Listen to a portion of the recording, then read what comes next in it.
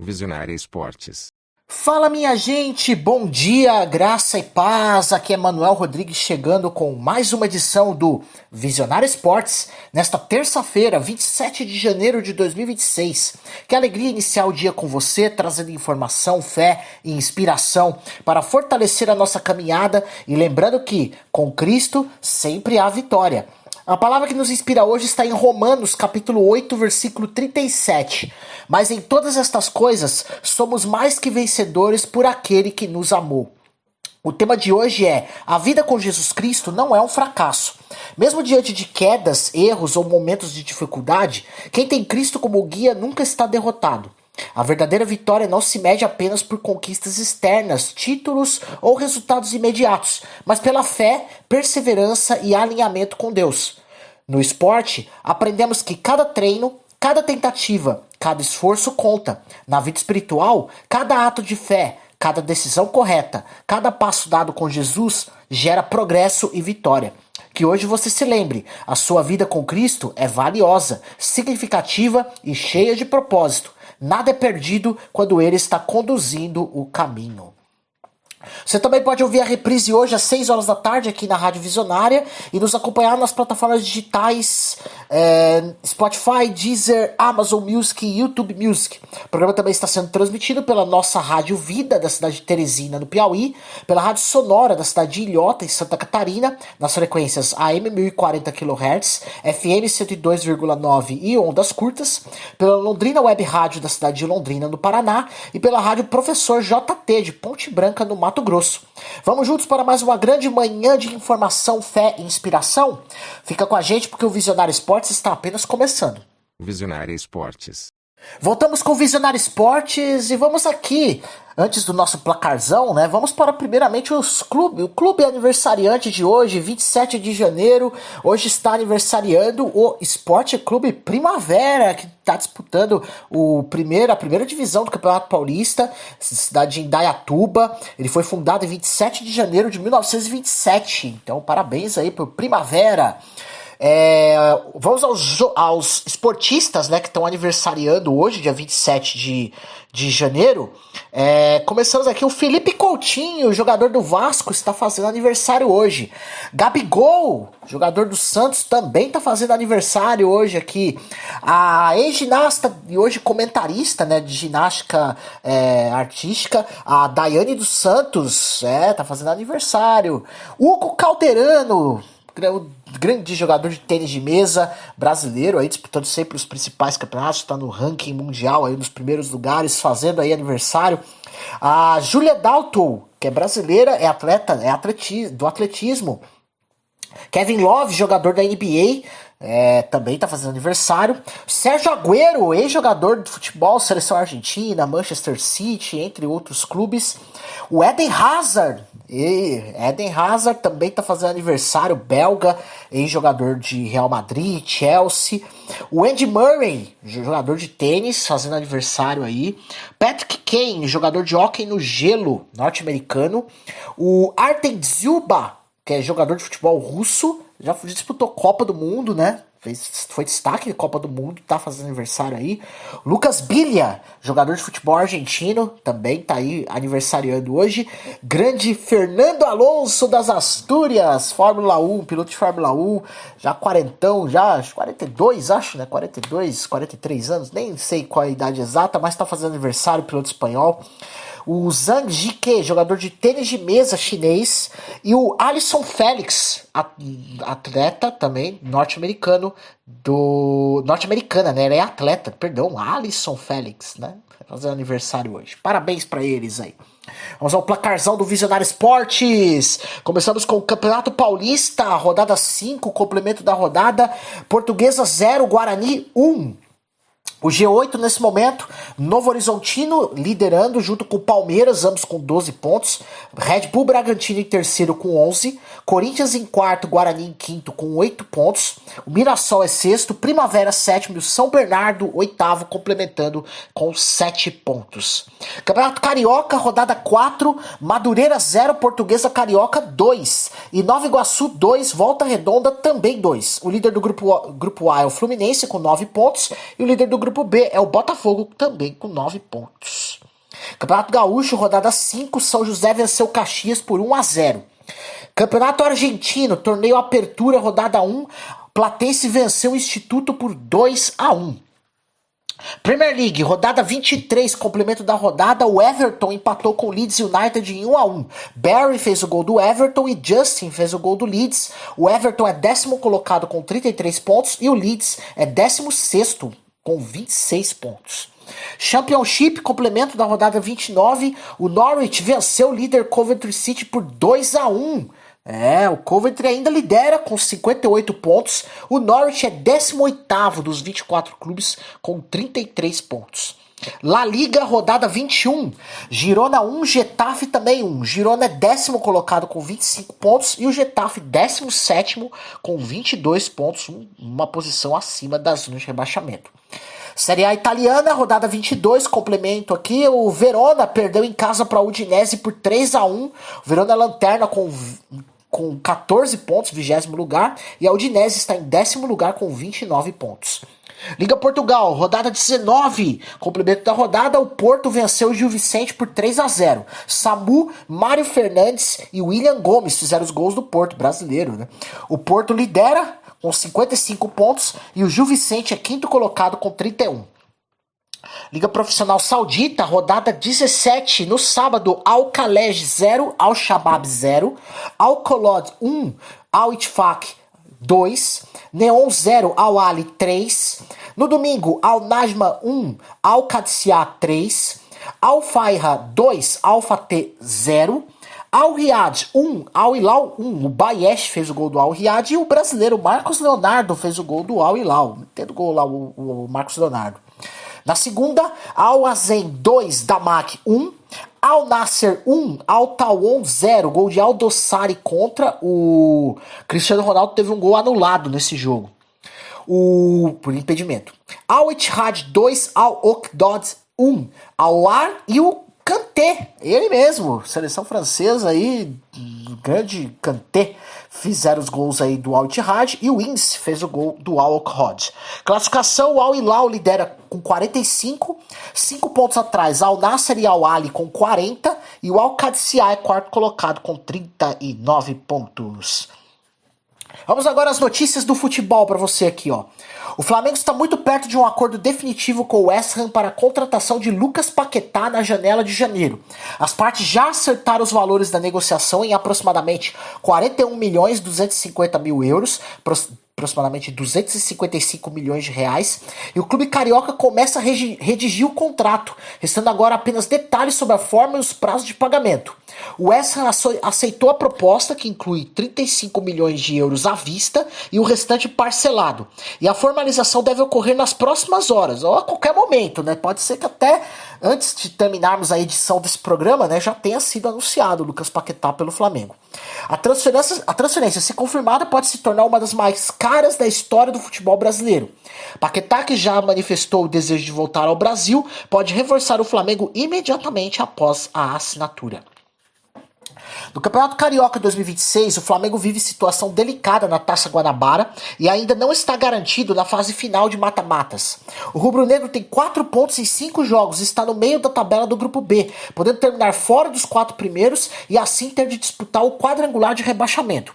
Para seguir na briga pela classificação, o Flamengo precisa vencer seus jogos restantes, melhorar o saldo de gols e torcer por tropeços de rivais diretos como Boa Vista, Nova Iguaçu, Madureira e Maricá, já que qualquer combinação desfavorável complica ainda mais a situação. Caso não se classifique diretamente, o clube enfrentará o quadrangular do rebaixamento, que pode decidir quem cai para a Série A2 caso termine entre os últimos na fase de grupos. O Flamengo não quer, claro, né? O Fluminense passou pelo seu primeiro grande teste da temporada ao vencer o Flamengo por 2-1 na Taça Guanabara, resultado que deu confiança extra ao grupo antes da estreia no Brasileirão. Os gols de Serna e John Kennedy reforçaram alternativas ofensivas para Zubeldia, e o time mostrou intensidade mesmo sob chuva e gramado pesado no Maracanã. A vitória ajudou a resgatar ritmo e confiança do elenco, com laterais ativos no ataque e boa leitura tática, apesar de ajustes defensivos ainda necessários. Esse clássico vencido também apontou soluções e opções para o treinador trabalhar no decorrer da temporada. O tricolor agora mira a estreia no Brasileirão contra o Grêmio, embalado pelo resultado e buscando manter o nível competitivo. No entanto, a equipe segue atenta às necessidades do ataque, com a comissão técnica avaliando opções antes do início da Série A.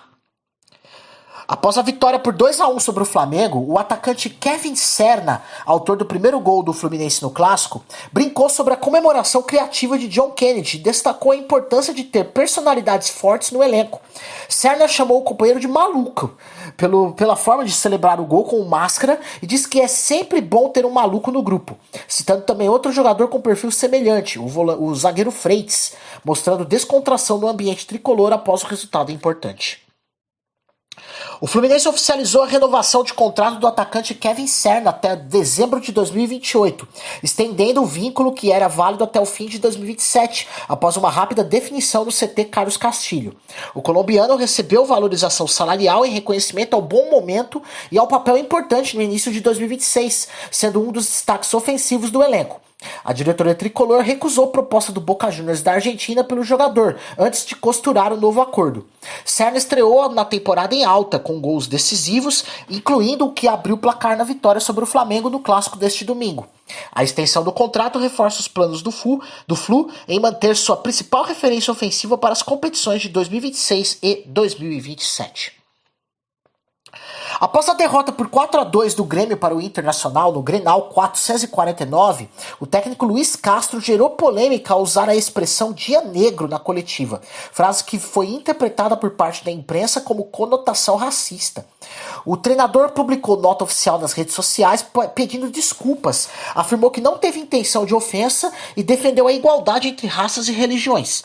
Em sua análise da partida, Castro também admitiu que o time sofreu um apagão no segundo tempo, quando levou 3 gols em cerca de 9 minutos, e que isso foi decisivo para o revés no Clássico. O Grêmio agora foca na estreia pelo Campeonato Brasileiro contra o Fluminense nesta quarta-feira no Maracanã, buscando deixar a turbulência para trás. No Grenal 449, o Internacional venceu o Grêmio por 4-2 de virada, com 3 gols em pouco mais de 8 minutos. E a atuação tornou-se um cartão de visitas importante do técnico Paulo Pesolano, que teve seu trabalho reforçado pela postura agressiva, intensidade e domínio tático do Inter ao longo do clássico, ainda que o time esteja em construção. Pesolano destacou que a equipe manteve confiança e identidade, mesmo depois de sair atrás 2 vezes, e a virada explosiva foi vista como sinal de que o time pode ser competitivo no restante da temporada.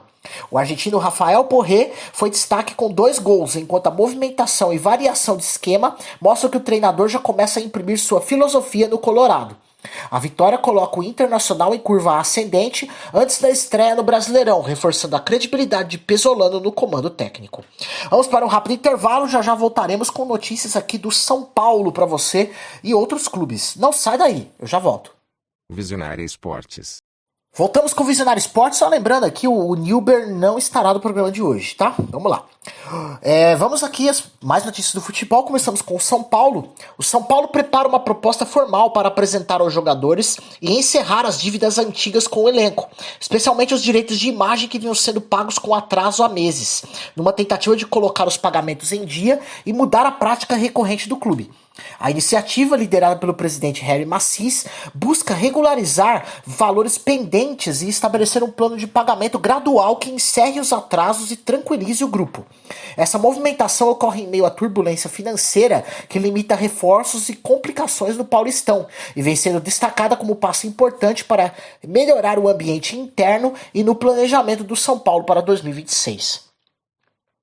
O São Paulo oficializou nesta segunda-feira o ex-lateral Rafinha como novo gerente esportivo do clube, função que deixará o cargo de comentarista na TV Globo para atuar no dia a dia do futebol tricolor.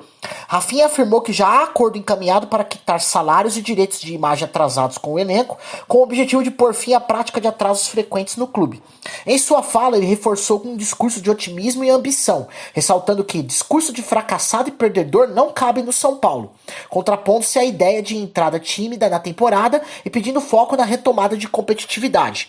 A chegada de Rafinha ocorre em meio a críticas à campanha no Paulistão e debate interno sobre o futuro do técnico Hernan Crespo, com sua função apontada como elo entre jogadores, comissão técnica e diretoria.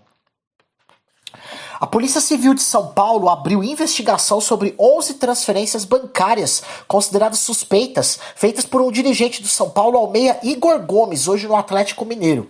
Os repasses somam pouco mais de R$ 73 mil e ocorreram entre novembro de 2023 e maio de 2025, já depois da saída do jogador do tricolor, segundo o relatório do COAF, que integra inquérito sobre um possível esquema de lavagem de dinheiro e venda irregular de camarotes no clube. O dirigente envolvido é o supervisor de futebol Michel Gazola, que não foi alvo de mandados da operação, assim como Igor Gomes, que afirmou por meio de sua assessoria que os valores são referentes ao aluguel de um imóvel próximo ao CT que ele usou quando ainda defendia o São Paulo. A investigação aponta um relacionamento anômalo entre as partes, sem justificativa profissional aparente para os depósitos após a transferência do atleta ao Galo, e a apuração segue em andamento. O atacante Marinho está perto de acertar oficialmente seu retorno ao Vitória, após aparecer na arquibancada do Barradão, torcendo no clássico Bavida este domingo.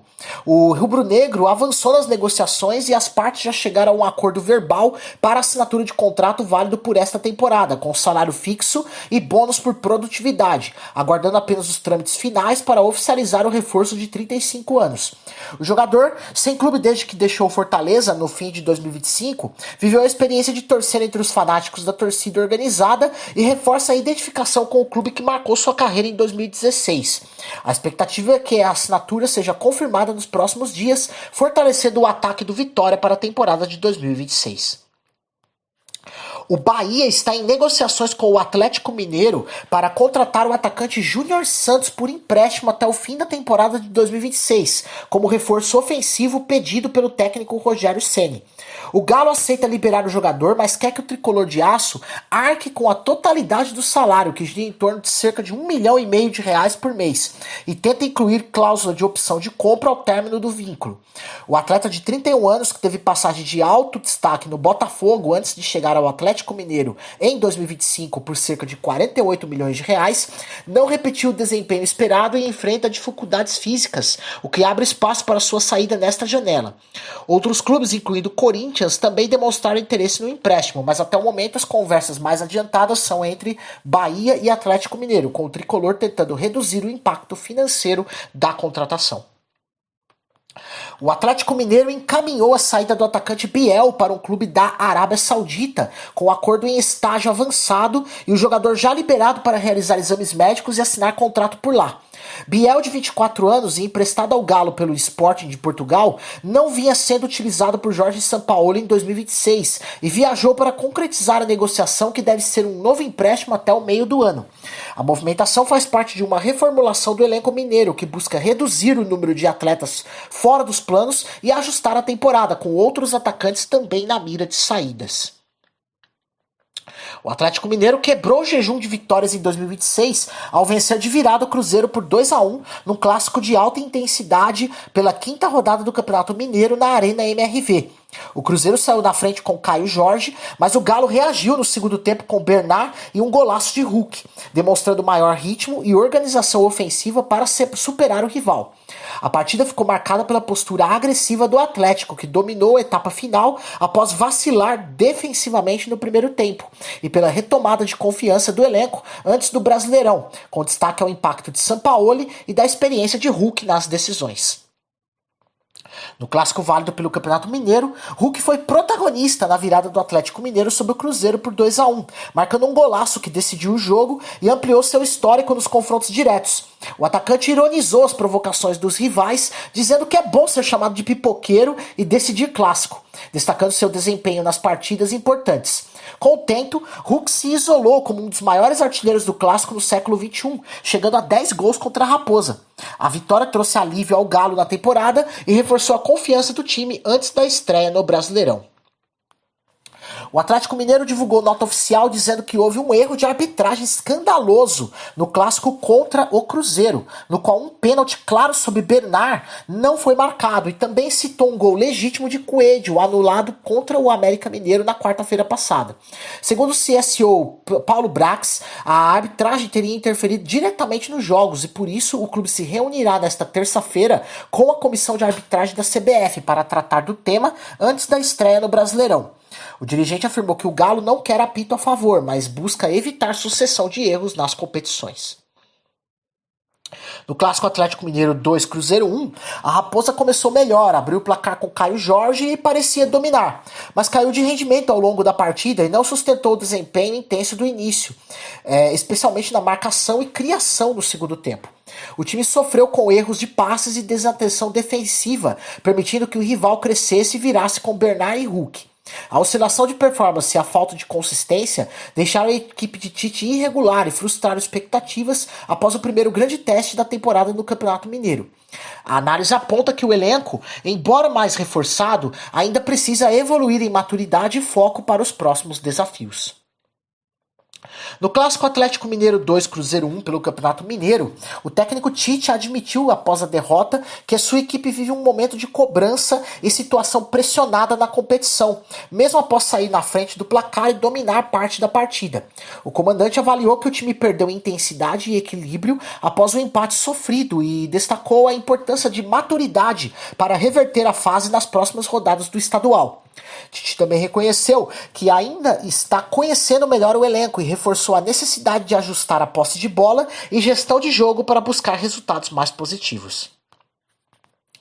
No Campeonato Paulista, o Corinthians venceu o Velo Clube por 1-0 com gol de Yuri Alberto nos minutos finais, em partida de futebol apagado e poucas chances claras, mas que garantiu o resultado que o clube precisava. O Timão voltou à zona de classificação para o mata-mata do Paulistão e resgatou um pouco de confiança antes da estreia na Série A e do duelo pela Supercopa. A análise destaca que o time ainda não convenceu tecnicamente, com construção ofensiva fraca e atuação pouco inspirada, mas a vitória dá tranquilidade para Dorival Júnior ajustar o elenco visando a sequência importante da temporada. No Campeonato Paulista, o atacante Yuri Alberto decidiu o jogo do Corinthians contra o Velo Clube com um gol nos acréscimos e virou notícia também por um momento inusitado na comemoração. Ao correr para junto da torcida, ele teve o calção puxado por companheiros e ficou apenas de cueca, gerando risos e cenas que viralizaram nas redes sociais. Após a partida, ele brincou sobre o episódio, agradeceu o apoio da Fiel e disse que aquilo é Corinthians demais, pedindo desculpas pela situação com bom humor. O resultado colocou o Timão na zona de classificação do Paulistão e serviu de alento antes da sequência de jogos importantes na temporada. O Corinthians oficializou o empréstimo do zagueiro João Pedro Tchoca, de 22 anos, ao Torino da Itália, até o fim de junho, com obrigação de compra fixada em cerca de 4,5 milhões de euros, com o caso o defensor jogue ao menos 10 partidas com 45 minutos pelo clube italiano. O Timão recebe 1,5 milhão de euros agora e pode somar bônus e percentual de venda futura. Após a saída do jogador, revelado na base, o técnico Dorival Júnior e a diretoria admitem a necessidade de ir ao mercado por um novo zagueiro para suprir a lacuna no elenco, mesmo com jovens sendo preparados internamente, fortalecendo a busca por reforços na defesa. Ainda no Corinthians, a negociação pelo empréstimo do volante Alisson com o São Paulo segue alinhada entre os clubes, mas a contratação ainda não foi concluída porque o Timão ainda não pagou o valor de R$1 milhão exigido à vista para liberar o jogador ao rival. O acordo prevê ainda R$500 mil no segundo semestre e outras cláusulas como opção de compra e bônus por jogos. Alisson chegou a ir ao CT Joaquim Grava, mas não participou das atividades nem fez exames, porque o negócio não foi finalizado na bola branca. A diretoria corintiana resiste a comprometer o caixa com o pagamento imediato, enquanto São Paulo condiciona a liberação ao depósito, e o volante já se despediu dos companheiros no Morumbi e aguarda a definição. No Corinthians, a direção já projeta a possível saída de Memphis Depay após a Copa do Mundo de 2026, principalmente porque o planejamento financeiro para o segundo semestre não inclui a manutenção do alto custo do atacante, que tem contrato até junho e pode deixar o clube livre ao fim do vínculo. Mesmo assim, nos bastidores, a diretoria não descarta tentar mantê-lo, avaliando formas de equilibrar as contas e convencê-lo a reduzir cláusulas salariais ou aceitar novas condições para permanecer no Parque São Jorge. O holandês segue sendo peça importante no elenco, mas a combinação de metas orçamentárias e interesse de clubes estrangeiros mantém a situação em aberto. O Corinthians vai receber cerca de 2,5 milhões de reais pela transferência do atacante Giovani do Hellas Verona para o Napoli, na Itália, graças ao mecanismo de solidariedade da FIFA, mesmo não tendo direitos econômicos diretos sobre o atleta. O negócio entre os clubes italianos girou em torno de 20 milhões de euros, aproximadamente 124 milhões e 300 mil reais, e o Timão tem direito a cerca de 2% desse valor por ter formado o jogador entre os 18 e 21 anos.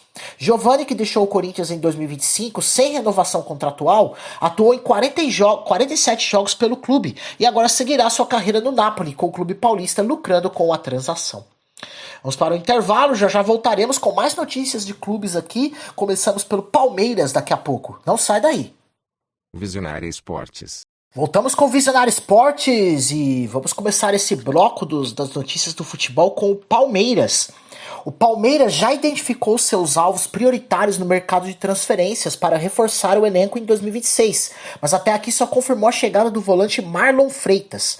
O clube tem mais saídas do que entradas até o momento e precisa equilibrar o plantel antes da estreia no Brasileirão. Abel Ferreira e a direção avaliam nomes ofensivos e defensivos bem definidos, com investidas por Thiago Almada e John Arias para o ataque, além de sondagens por Igor Júlio e Nino para a defesa. Mas as negociações ainda não avançaram. Antes, o Verdão também observou o volante Danilo, próximo de acertar com o Botafogo, e trabalha para viabilizar suas primeiras opções antes do fim da janela, mantendo negociações ativas sob gestão responsável. No Palmeiras, o atacante Vitor Roque pode ser a novidade no time titular na estreia do Brasileirão 2026 contra o Atlético Mineiro em Belo Horizonte nesta quarta-feira. Ele treinou com o grupo e está na briga por vaga no ataque após ter entrado no segundo tempo no clássico contra o São Paulo, mas sua presença entre os 11 ainda é dúvida porque Abel Ferreira avalia o ritmo físico dele nos treinos. Vamos agora ao futebol internacional aqui, falando do Endrick. Endrick foi o grande nome do Lyon na vitória por 5-2 sobre o Metz pela Ligue 1, anotando um hat-trick e se tornando o brasileiro mais jovem a atingir essa marca nas 5 grandes ligas europeias, superando o recorde de Ronaldo Fenômeno, obtido na Inter de Milão na temporada 1997-1998 aos 21 anos. Endrick tem 19 anos e 6 meses. A imprensa internacional celebrou, com o francês L'Équipe chamando-o de fenômeno brasileiro e o diário AS descrevendo a atuação como um escândalo. Este foi o primeiro hat-trick da carreira do atacante, que já soma 4 gols e uma assistência em apenas 3 jogos pelo clube francês, gerando amplo destaque esportivo na Europa. O atacante Enzo Alves, de 16 anos e filho do ex-lateral Marcelo, assinou seu primeiro contrato profissional com o Real Madrid nesta segunda-feira de 26, em cerimônia no centro de treinamento em Valdebebas, ao lado do pai, da mãe Clarice e do irmão Liam. Enzo, que está no clube desde as categorias de base desde 2017, é visto como uma das principais promessas da geração e já foi convocado para a seleção espanhola sub-17. Nas redes sociais, ele celebrou o momento com a frase: "Feliz de assinar meu primeiro contrato profissional, Ala Madrid". O novo vínculo marca a transição formal do jovem atacante para o futebol profissional merengue.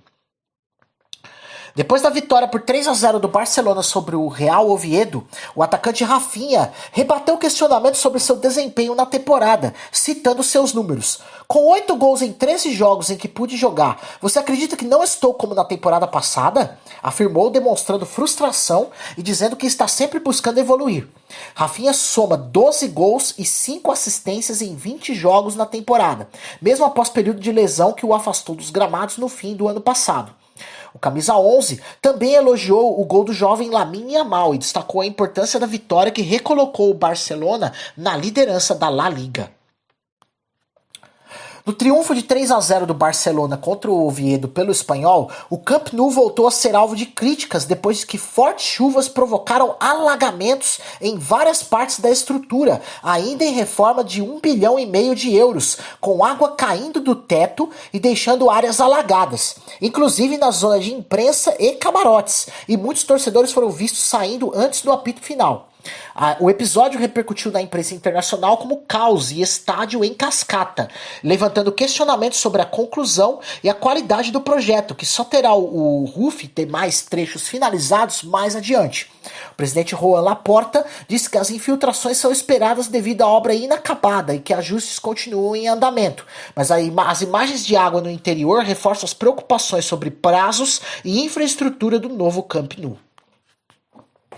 O Red Bull Bragantino oficializou a venda do meia John John ao Zenit da Rússia em um negócio de cerca de 20 milhões de euros, aproximadamente 125 milhões de reais, valor que supera os 120 milhões de reais e se torna a maior transferência da história do clube paulista. John John já realizou exames médicos e assinou contrato com o clube de São Petersburgo nesta segunda-feira. Revelado pelo Palmeiras, que ainda detinha 20% dos direitos econômicos, o Verdão lucrará cerca de 4 milhões de euros, aproximadamente 25 milhões de reais com a operação. O jogador de 23 anos se firmou como peça-chave no Bragantino, somando 20 gols e 14 assistências em 76 jogos, antes de se transferir para o futebol europeu.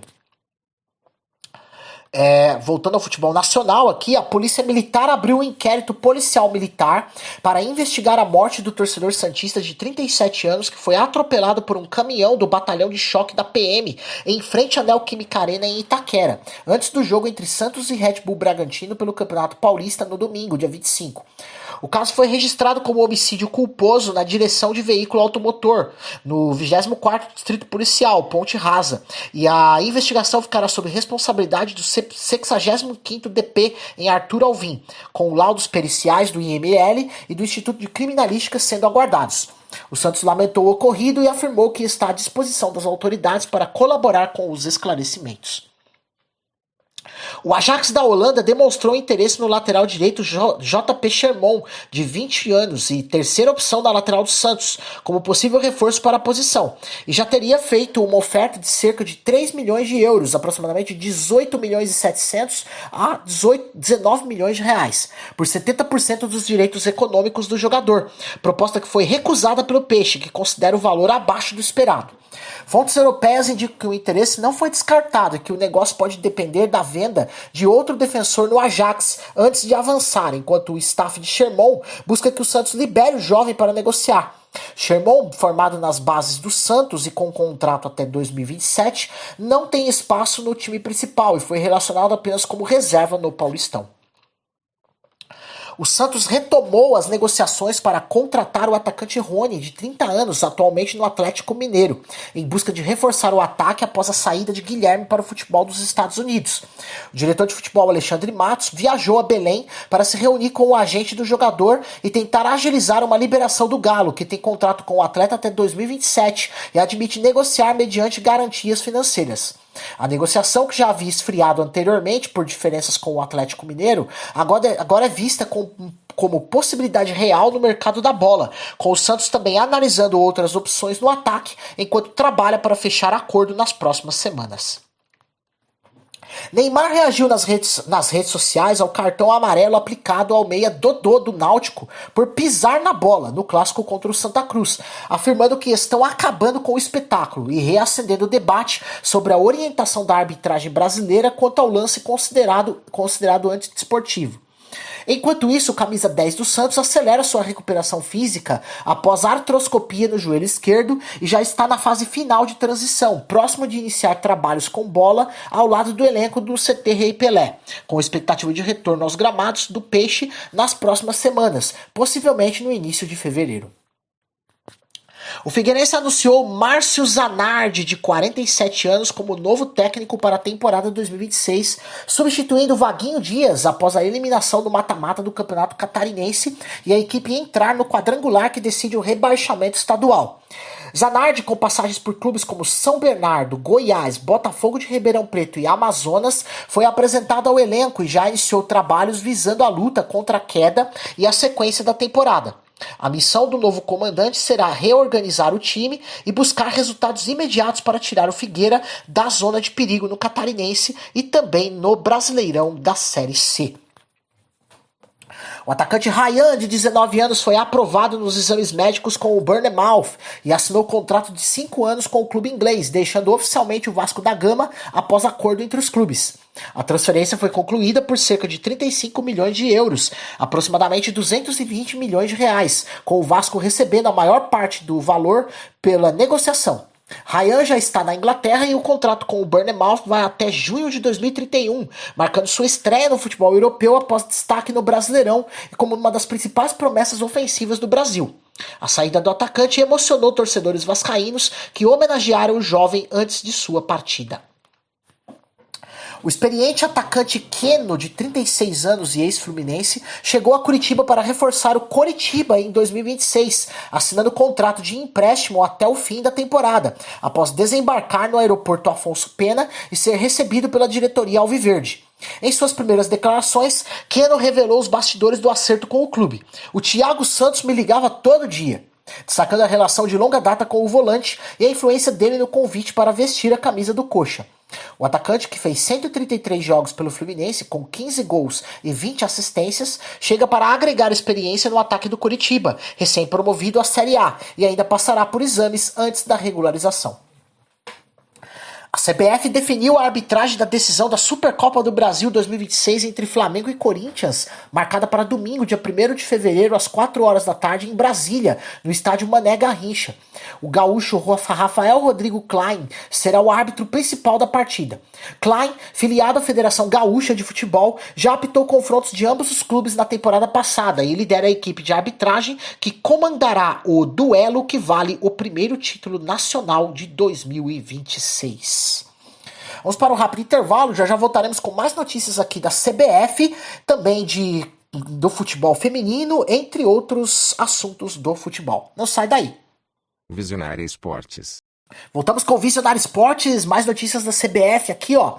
A CBF se reuniu nesta segunda-feira em Brasília com o presidente da FIFA, Gianni Infantino, em encontro que contou com a presença do presidente Lula e do técnico da seleção brasileira, Carlo Ancelotti, além de dirigentes do futebol brasileiro, para reforçar a intenção do Brasil em sediar a Copa do Mundo de Clubes de 2029, apresentando o apoio institucional do governo federal como trunfo na disputa pela organização do torneio.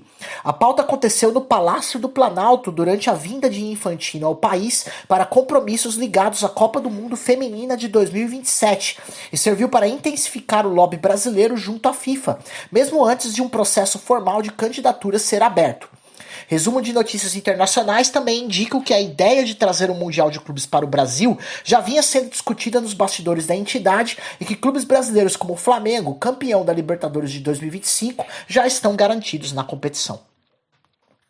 A CBF iniciou o cadastramento e a vistoria de 27 estádios da Série A para a instalação da tecnologia de impedimento semiautomático, que deverá trazer decisões mais rápidas e precisas de impedimento no Campeonato Brasileiro e na Copa do Brasil em 2026. Porém, o sistema não estará em funcionamento desde as primeiras rodadas, já que visitas e homologações em todas as arenas ainda estão em andamento e os procedimentos de importação e testes dos equipamentos não foram concluídos. A CBF afirma que a tecnologia só será aplicada quando puder atender todos os jogos da rodada, e partidas teste estão previstas enquanto a implementação avança. Segundo a rádio Cadena Ser, o ex-zagueiro espanhol Sérgio Ramos e um grupo de investidores com o qual ele está ligado chegaram a um princípio de acordo com o grupo de acionistas de referência do Sevilha para tentar comprar o clube andaluz, abrindo um período de exclusividade para revisar as contas e avançar na negociação rumo a um acordo definitivo. A operação é liderada por Ramos em parceria com o empresário argentino Martin Inc., CEO da 511 Capital, e a oferta está estimada em cerca de 450 milhões de euros, com due diligence dos ativos do Sevilha agora em curso, antes dos passos finais da possível aquisição. Se concretizado, o movimento marcaria a transição do ídolo espanhol de jogador para potencial proprietário do clube que o formou, numa negociação que está entre as mais comentadas no futebol europeu atualmente. O Chelsea ativou a cláusula de retorno antecipado no contrato do zagueiro Aaron Anselmino e encerrou o empréstimo relâmpago ao Borussia Dortmund, que originalmente iria até o fim da temporada. Decisão tomada no meio da janela de transferências para reforçar a defesa dos Blues na Premier League. O jovem argentino de 20 anos deixou o Dortmund visivelmente emocionado, chorando ao se despedir dos companheiros e sendo aplaudido pelo elenco após a confirmação de que voltará imediatamente ao Chelsea. O clube alemão divulgou o comunicado lamentando a saída repentina e agradeceu o desempenho de Anselmino em 10 jogos, com 1 gol pelo time até aqui, enquanto os Blues passam a contar com ele para reforçar o setor defensivo. O capitão do Arsenal, Martin Odegaard, reconheceu que os 3 vice-campeonatos seguidos na Premier League são um fator na cabeça do elenco, mas afirmou que isso deve servir como combustível e motivação para finalmente conquistar o título na temporada 2025-2026. O norueguês admitiu que as frustrações das campanhas anteriores podem pesar, mas reforçou a necessidade de união e foco no próximo jogo após a recente derrota por 3-2 para o Manchester United, que reduziu a vantagem do Arsenal na ponta da tabela. Odegaard também ressaltou que a corrida pelo título é longa e que o grupo precisa aprender com os erros e manter a determinação para não repetir os tropeços dos últimos anos. O projeto do novo estádio do Manchester United parte de um ambicioso plano de regeneração da área de Old Trafford e pode impulsionar a economia britânica em cerca de 7 bilhões e 300 milhões de libras por ano, aproximadamente 52 bilhões de reais, segundo estimativas que consideram impactos diretos e indiretos de empregos, turismo e desenvolvimento urbano ao redor da arena de aproximadamente 100 mil lugares. A proposta, que prevê também a criação de cerca de 92 mil empregos e mais de 17 mil novas casas, está sendo apresentada como um dos maiores projetos esportivos da história do Reino Unido e ainda aguarda desdobramentos para execução e financiamento. O ex-atacante brasileiro Alexandre Pato, de 36 anos, faz parte de um consórcio de investidores interessado em comprar o Colchester United, clube que disputa a League 2, ou equivalente à 4ª divisão do futebol inglês, segundo reportagem da BBC e veículos europeus. Pato esteve presente no estádio do Colchester no último sábado a convite do atual dono, Rob Cowlin, reforçando os indícios do envolvimento no processo de venda, que está em estágio inicial e ainda sem acordo fechado.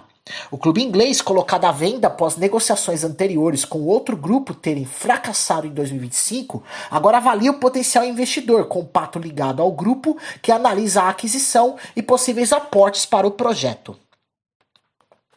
O Coquimbo Unido conquistou a Supercopa Chilena de 2026 ao bater a Universidade Católica por 8-7 nos pênaltis, após empate sem gols no tempo normal em Vinha del Mar. O grande destaque foi o goleiro Diego Mono Sanches, que defendeu 2 pênaltis e converteu o seu, tudo sem luvas, imitando o gesto histórico de Ricardo na Euro 2004, e se tornou o herói da conquista. A definição foi dramática, com a falha de Branco Ampuero selando o título pirata. Após o apito final, a euforia de Sanches gerou empurra-empurra com os jogadores cruzados, mas Coquimbo celebrou seu primeiro troféu da Supercopa na história. Após a polêmica cobrança, Christian Zavala, atacante do Colo-Colo, teve a lesão inicialmente questionada nas redes sociais, confirmada pelos exames. Ele sofreu uma fratura na rótula ou patela do joelho direito durante a jogada em que executou o pênalti cavadinha, que foi facilmente defendido. A gravidade da lesão o deixará fora dos gramados por cerca de 7 a 9 semanas, descartando sua participação na estreia da Liga de Primeira 2026 e em vários jogos importantes do Colo-Colo nas próximas semanas. A confirmação médica encerra as dúvidas sobre o episódio viral, que havia gerado especulação se ele estava fingindo a lesão após o erro de execução. O Boca Juniors está próximo de um acerto pelo volante Santiago Ascacíbar, do Estudiantes, que também era monitorado pelo Grêmio, embora o clube gaúcho nunca tenha formalizado proposta concreta.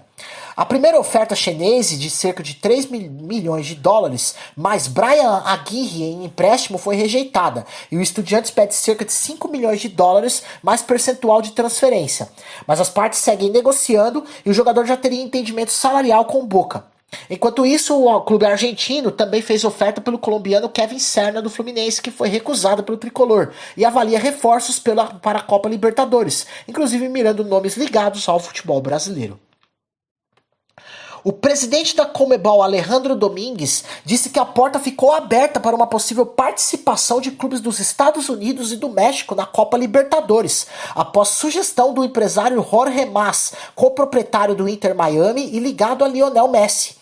Domingues afirmou que a ideia ainda precisa ser debatida primeiro na CONCACAF, mas que não há impedimento formal por parte da Conmebol para discutir a volta de equipes da América do Norte ao principal torneio sul-americano, algo que já ocorreu até 2016 com clubes mexicanos. Ele ressaltou o respeito entre as confederações e considerou uma honra que rivais de outra região vejam a Libertadores como referência internacional. O Mercado Livre Arena Pacaembu ficou abaixo da meta de faturamento em 2025, arrecadando cerca de 104 milhões de reais contra a previsão de cerca de 150 milhões estabelecida no contrato de concessão. E isso com apenas 9 partidas de futebol profissional no ano, já que 75% dos 146 eventos realizados não tiveram ligação direta com o esporte. A gestora fez obras para evitar alagamentos no complexo e agora estuda alternativas ao gramado sintético para atrair mais clubes e diversificar a agenda esportiva em 2026. A perspectiva é ampliar o número de jogos de futebol e grandes eventos na temporada, para melhorar a utilização do estádio e buscar a sustentabilidade financeira que ainda não foi alcançada.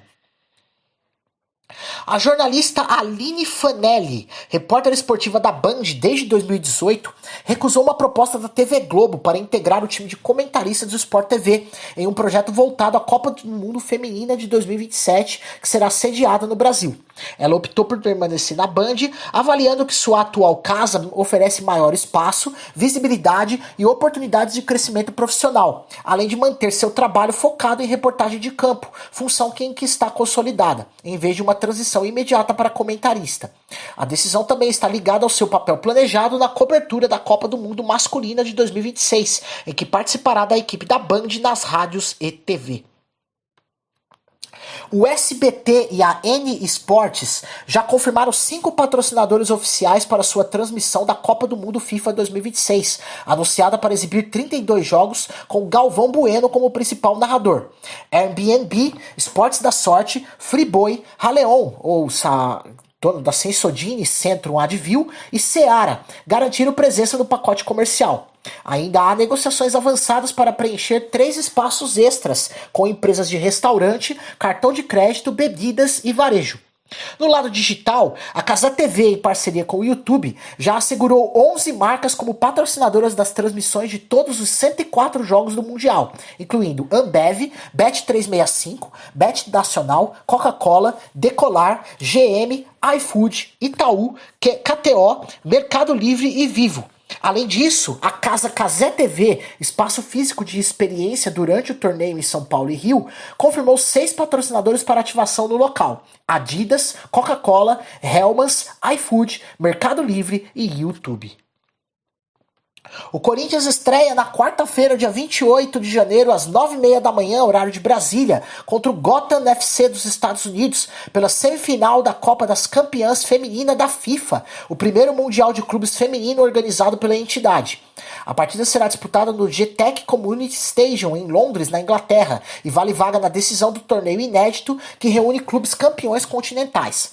Corinthians entra na competição após conquistar a Libertadores Feminina 2025 e busca avançar para a final marcada para 1º de fevereiro. A Conmebol divulgou dados mostrando um aumento expressivo nos investimentos no futebol feminino na América do Sul, com crescimento de quase 200% nos recursos destinados à modalidade entre 2015 e 2025, o que impulsionou mais de 20 mil meninas a ingressarem nas categorias de base e levou a entidade a planejar reformulações na Libertadores Feminina até 2027. Este reforço financeiro faz parte de um esforço mais amplo da Confederação em elevar a estrutura e visibilidade do esporte feminino na região, embora ainda existam desafios como público e apoio geral. Falando aqui de Kings League, o Nivelados, clube presidido pela influenciadora Nive Stefan na Kings League Brasil, anunciou parceria estratégica com o Resenha FC, tradicional equipe multicampeã do futebol de 7 brasileiro. A união visa fortalecer a estrutura esportiva, logística e de preparação do Nivelados, aproveitando a experiência consolidada do Resenha em gestão e suporte técnico para a próxima edição da Liga. Com o acordo, o Nivelados busca crescer de forma sustentável e competitiva, reforçando reforçando sua ambição de brigar por melhores resultados na Kings League Brasil 2026. Vamos para um rápido intervalo, já voltaremos com notícias dos outros esportes, incluindo aqui o Australian Open 2026 de tênis. Não sai daí! Visionária Esportes. E já voltamos com o Visionário Esportes. Vamos agora para as notícias dos outros esportes aqui para você. Começamos com o Australian Open de tênis. No Australian Open 2026, nas oitavas de final feminina, destaque para a sequência de vitórias das favoritas. Jéssica Pegula venceu Madison Keys por 2-0, enquanto Amanda Anisimova superou Xin Yu Wang por 2-0. Já Helena Rybakina derrotou Elise Mertens também por 2-0. E Iga Swiatek avançou ao eliminar Madison Inglis pelo mesmo placar. Com os resultados, Pegula, Anisimova, Rybakina e Swiatek seguem firmes nas quartas de final, mantendo o equilíbrio entre jovens promessas e estrelas consolidadas do circuito. No Australian Open 2026, um lance curioso marcou as duplas femininas. A letã Helena Ostapenko acertou uma bolada no rosto da alemã Laura Siegemund durante das oitavas de final, fazendo a adversária cair na quadra. Siegemund se levantou e, apesar do susto, o jogo continuou normalmente, com Ostapenko e sua parceira Rissy Su-Wei vencendo por 2-0, 6-3, 6-2 e avançando às quartas. Ostapenko logo pediu desculpas após o incidente, que virou destaque nas redes e na cobertura da imprensa. Agora as oitavas de final masculina do Australian Open. Nesta segunda-feira, Alex de Minaur passou por Alexander Bublik em sets diretos por 3-0. Leonard Thiem eliminou Daniil Medvedev também por 3-0. Lorenzo Musetti dominou Taylor Fritz e está nas quartas. Yannick Sinner bateu Luciano Darderi em sets diretos por 3-0. Ben Shelton superou Casper Ruud por 3-1 para avançar. E Novak Djokovic garantiu vaga nas quartas sem jogar, após desistência de Jakub Mensik por lesão. Mais Australian Open, os brasileiros Rafael Matos e Orlando Luz mantiveram a ótima campanha nas duplas masculinas e avançaram às quartas de final do primeiro Grand Slam do ano. Os gaúchos derrotaram os cabeças de chave número 10, Yuki Bambri e André Goranson, por 2-0, né? 7-6 com 9-7 no tie-break, 6-3 em Melbourne, marcando a presença de uma dupla 100% brasileira entre as 8 melhores da chave. Na próxima fase, Matos e Luz enfrentam o espanhol Marcel Granollers e o argentino Horácio Zeballos em busca de uma semifinal histórica. Na NBA deste fim de semana e também na segunda-feira, o Toronto Raptors venceu o Oklahoma City Thunder por 103-101, com Immanuel Quickley anotando duplo-duplo com 23 pontos e 11 rebotes na vitória apertada fora de casa. O Los Angeles Clippers atropelou o Brooklyn Nets por 126-89, com Kawhi Leonard liderando com 28 pontos. No confronto entre New Orleans Pelicans e San Antonio Spurs, Sadiq Bey e Zion Williamson tiveram 24 pontos e 10 rebotes cada, os mesmos números, para a vitória do New Orleans por 104-95 sobre San Antonio. O Atlanta Hawks bateu o Indiana Pacers por 132-116, destaque para CJ McCollum com 23 pontos num 17-0 decisivo da segunda metade. E o Charlotte Hornets dominou o Philadelphia 76ers por 130-93, com Brandon Miller marcando 30 pontos. Na NBA, um lance curioso repercutiu nesta temporada. Em uma partida entre Oklahoma City Thunder e Toronto Raptors, Luguentz Dort tentou um toco e errou o tempo da jogada, acabando montado no ombro do pivô rival Sandro Mumukelashvili, ao subir para bloquear a bola. Momento em que virou destaque e foi ajudado pelo companheiro Chet Holmgren a sair da situação inusitada na quadra. Também na NBA, o Golden State Warriors venceu o Minnesota Timberwolves por 111-85, com destaque especial para o brasileiro Gui Santos, que chamou a atenção com uma finta desconcertante em Anthony Edwards e contribuiu no placar com 7 pontos, 6 rebotes e 2 assistências em Minnesota. Na mesma partida, o astro Stephen Curry anotou 26 pontos e entrou para o top 20 dos maiores pontuadores da história da NBA, igualando Paul Pierce no ranking com 26.397 pontos na carreira regular. Na Copa Brasil de vôlei masculino 2026, o Praia Clube derrotou o Suzano por 3-1, com parciais de 25-20, 25-22, 20-25 e 25-20 nas quartas de final em Uberlândia e avançou às semifinais da competição pela primeira vez em sua história. A vitória classifica a equipe para a próxima fase do torneio, que reúne os melhores do primeiro turno da Superliga. No circuito sul-americano de vôlei de praia 2026, a dupla brasileira Tainara Feitosa e Verena Figueira conquistou a medalha de prata na primeira etapa em Los Andes, no Chile. Elas foram superadas na final pelas paraguaias Michele Valiente e Juliana Poletti Corrales por 2-1, com parciais de 19-21, 21-19 e 10-15, né? Então 21-19, 19-21 e 15-10, como você preferir. Apesar da derrota, a dupla brasileira estreou a temporada continental com pódio e pontos importantes para o ranking sul-americano. A apresentação mostrou consistência e boas perspectivas para as próximas etapas do circuito. No universo da Fórmula 1, um relato do jornalista inglês Jonathan McEvoy trouxe novos detalhes sobre o estado de saúde de Michael Schumacher. Segundo ele, após visitar os arredores da casa de veraneio do heptacampeão em Maiorca, na Espanha, fontes disseram que Schumacher não está mais preso à cama e se locomove dentro da residência com auxílio de cadeira de rodas e apoio de enfermeiros e terapeutas, apesar do sigilo total mantido pela família. McEvoy afirma ter conversado com funcionários da propriedade e um segurança que relataram essa rotina de cuidados. Uma fonte próxima ouvida sobre anonimato sugeriu que o nível de consciência do ex-piloto ainda não é totalmente claro, já que ele não se comunica verbalmente. O acidente de esqui que o deixou gravemente ferido aconteceu em 2013 e desde então sua condição de saúde segue protegida pela família com intensa privacidade. No primeiro dia de testes secretos da Fórmula 1 2026 em Barcelona, a McLaren revelou uma pintura especial temporária para o seu novo carro MCL40, que será usada nas sessões iniciais da pré-temporada. A versão mostra um visual predominantemente preto e prata, diferente do tradicional laranja papaya, e serve apenas para os testes dessa semana. O visual definitivo será divulgado antes das etapas no Bahrein, no início de fevereiro. A equipe inglesa, atual campeã dos mundiais de pilotos e construtores, optou por preservar o mistério em torno do carro, que defenderá seus títulos sob o novo regulamento técnico em 2026. No início dos testes privados de pré-temporada da Fórmula 1 2026, a Aston Martin confirmou que não participará dos primeiros dias de atividades no circuito de Barcelona-Catalunha, ficando de fora dos primeiros 3 dias de testes agendados entre 26 e 30 de janeiro. E só deve levar o novo AMR 26 à pista a partir de quinta-feira. A equipe, agora com grande influência de Adrian Newey no projeto, enfrenta atrasos na preparação do carro e ajustes finais, o que compromete parte do tempo de pista num dos momentos mais importantes da adaptação ao novo regulamento técnico.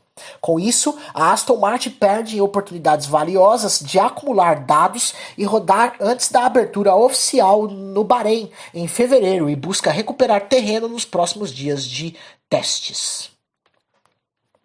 No UFC 324 em Las Vegas, a brasileira Natália Silva venceu Rose Namajunas por decisão unânime e se credenciou para lutar pelo cinturão peso mosca contra Valentina Shevchenko, atual campeã da categoria. Após a vitória, Silva afirmou que recebeu a promessa da organização de que seria a próxima desafiante ao título e que disse que quer enfrentar Shevchenko no card da Casa Branca, idealmente como presente de aniversário no início de fevereiro. A brasileira mantém sua invencibilidade no UFC com 8 vitórias e agora mira o duelo que pode coroar sua trajetória no peso mosca. Os ingressos para o Super Bowl 60, decisão da NFL entre Seattle Seahawks e New England Patriots, em 8 de fevereiro no Levi's Stadium, Santa Clara, Califórnia, estão caríssimos no mercado de revenda, reflexo da enorme demanda. Os preços de entrada giram em torno de 6 mil a 7 mil dólares, aproximadamente 24 a 32 mil reais, para lugares mais distantes, com médias subindo para cerca de 9.600 dólares, 50 mil reais, aproximadamente, em setores melhores. Em pacotes de luxo e VIP, valores podem atingir aproximadamente 57 mil dólares, cerca de 300 mil reais, e até próximos de 390 a 400 mil reais nas plataformas mais caras. A escalada dos preços tem sido contínua desde a definição do confronto, ficando mais de 40% acima de níveis recentes em alguns rastreadores de tickets. Vamos para um rápido intervalo, já voltaremos com as últimas notícias dos outros esportes e também com a agenda esportiva do dia. Não sai daí. Visionária Esportes. Estamos de volta com o Visionário Esportes. Vamos para as últimas notícias dos outros esportes. Já tem a agenda esportiva do dia, hein? Vamos lá. A judoca Rafaela Silva, campeã olímpica e bicampeã mundial, deixou oficialmente o Flamengo após 5 anos de clube e anunciou o retorno ao Instituto Reação, equipe onde iniciou sua trajetória no judô e defendeu por quase 2 décadas. O fim do vínculo com o Flamengo faz parte de uma reformulação do Departamento de Esportes Olímpicos do clube, que optou por não renovar o contrato da atleta. Rafaela descreveu a escolha como decidida com o coração, expressando gratidão ao Flamengo pelo apoio e conquistas, e agora mira o ciclo olímpico rumo a Los Angeles 2028, vestindo as cores do Reação. A volta tem forte simbolismo pelo resgate das raízes da atleta e sua ligação com o projeto social fundado por Flávio Canto. O trenó brasileiro de bobsled for men viveu mais um marco histórico na etapa da Copa da Europa em St. Moritz, na Suíça. A equipe terminou em 6º lugar, o melhor resultado da história do Brasil nessa competição continental, na prova com 4 tripulantes. Pilotado pelo experiente Edson Bindilatti, o quarteto mostrou evolução e competitividade diante de potências europeias, consolidando o trenó verde-amarelo entre os principais do circuito e dando confiança extra a menos de 2 semanas para os Jogos Olímpicos de Inverno Milão-Cortina 2026. Esse feito reforça o crescimento do bobsled brasileiro em competições internacionais no ciclo olímpico. E no Mundial Júnior e Sub-23 de bobsled em St. Moritz, na Suíça, o duo brasileiro Gustavo Ferreira e André Luiz da Silva teve destaque. Terminaram em 10º lugar na prova Júnior e alcançaram um top 5 na classificação geral Sub-23 da competição, marcando um resultado expressivo para a nova geração do esporte no país.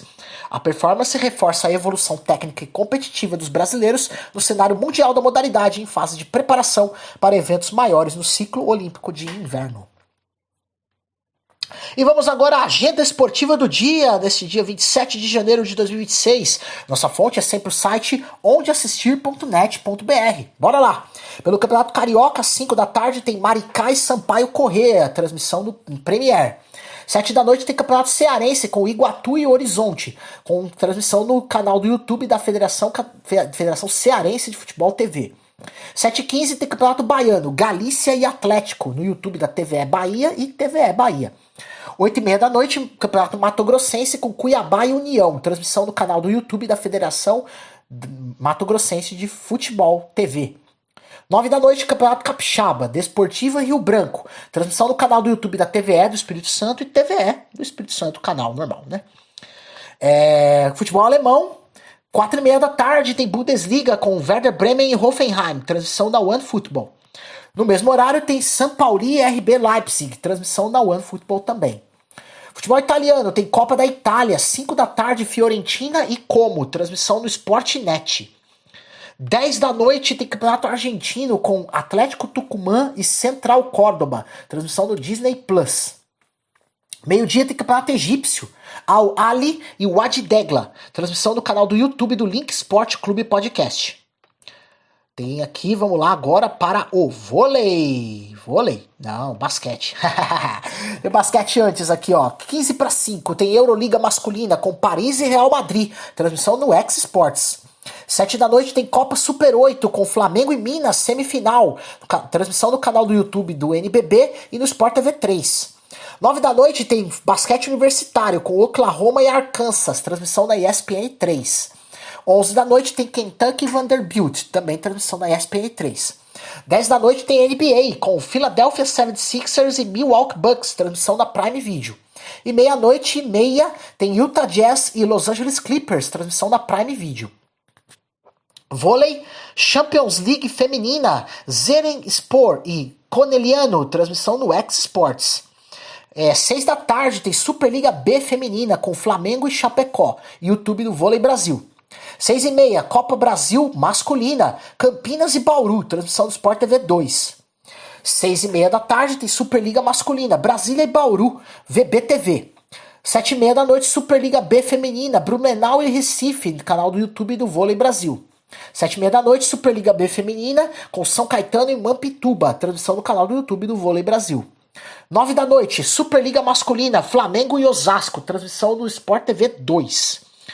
Tênis, 9 da noite, Australian Open, quartas de final, transmissão no canal ESPN 2. E às 2 da tarde tem Copa do Mundo de Esqui Alpino, etapa da Áustria, transmissão da Cazé TV e no Sport TV 3. E assim, minha gente, vamos chegando ao final de mais uma edição do Visionário Esportes. Que alegria ter a sua companhia e sua sintonia neste dia em que falamos de esporte, fé, perseverança e propósito. A palavra que nos acompanhou hoje está em Romanos 8,37. Mas em todas estas coisas somos mais que vencedores por aquele que nos amou. Hoje refletimos sobre o tema: a vida com Jesus Cristo não é um fracasso. Mesmo quando os resultados não aparecem como esperamos, quando os planos sofrem ajustes ou quando a caminhada parece pesada, em Cristo não existe derrota definitiva. A fé nos lembra que Deus trabalha além do que vemos, moldando o caráter, fortalecendo convicções e preparando vitórias maiores. Quem anda com Jesus pode até passar por dificuldades, mas nunca perde o propósito, nunca perde o valor e nunca perde o futuro. Que você encerre esse dia confiante, certo de que com Cristo cada passo tem sentido e cada luta carrega aprendizado e crescimento. Você pode ouvir a reprise do programa de hoje às 6 horas da tarde, aqui na programação da Rádio Visionário e também nos próximos dias, tá? Porque não vamos ter Visionário Esportes nesses dias. Também acompanhar o programa pelas plataformas digitais Spotify, Deezer, Amazon Music e YouTube Music. O Visionário Esportes também é transmitido pela nossa Rádio Vida, na cidade de Teresina, no Piauí, pela Rádio Sonora, na cidade de Ilhota, em Santa Catarina, nas frequências AM 1040 kHz, FM 102,9 e ondas curtas, pela Londrina Web Rádio da cidade de Londrina, no Paraná, e pela Rádio Professor JT de Ponte Branca, no Mato Grosso. Eu sou Manuel Rodrigues, agradeço de coração pela sua audiência e desejo a você um dia abençoado com fé, esperança e confiança em Deus. Se Ele quiser, nós vamos nos encontrar no dia 4 de fevereiro, às 9 horas da manhã, tá? Em mais uma edição do Visionário Esportes. Estarei nesse período em Belo Horizonte, fazendo a cobertura da Conferência do Clamor pelas Nações e também do Descende Brasil. Então, nós voltaremos com um programa inédito no dia 4 de fevereiro, ok? Então, até lá, até a próxima. Deus te abençoe. Fique na paz.